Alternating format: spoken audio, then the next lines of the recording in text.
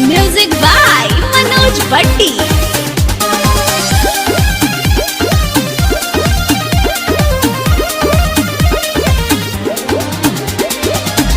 गवना तो भइल बाकी देहबा तुम्हारो हे जहां। गवना तो भइल बाकी देहबा तुम्हारो हे जहां। अभिले पलंग पन हमारा चढ़ला एक बार हे जहां। अभिले पलंग पन हमारा चढ़ला एक बार हे जहां।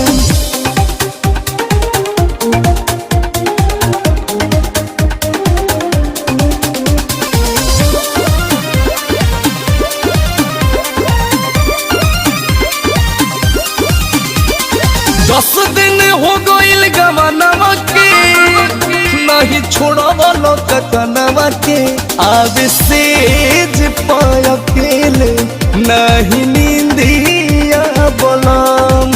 भातवाइल कजरा बिंदिया होई में हंदिया बोलम। दादा से तोहरे खातिर सोरो हो सिंगार हे जहां।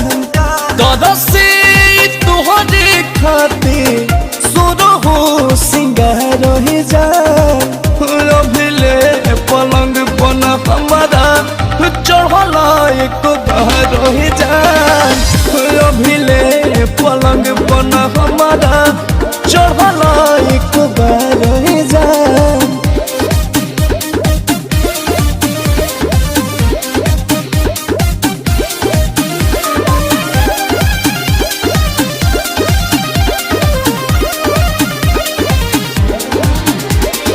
हमारा से कहे तुला जात बारा थरिया परोसल नहीं खत बारा।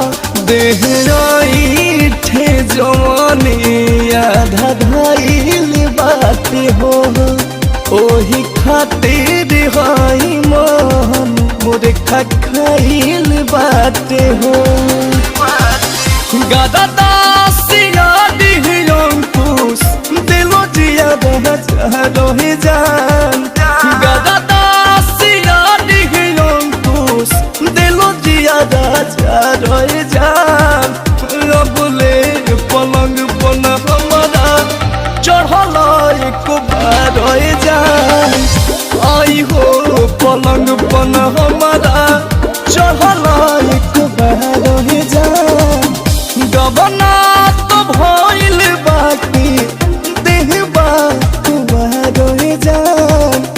अभिले पलंग पन हमारा चढ़ला एक बार हे जान। अभिले पलंग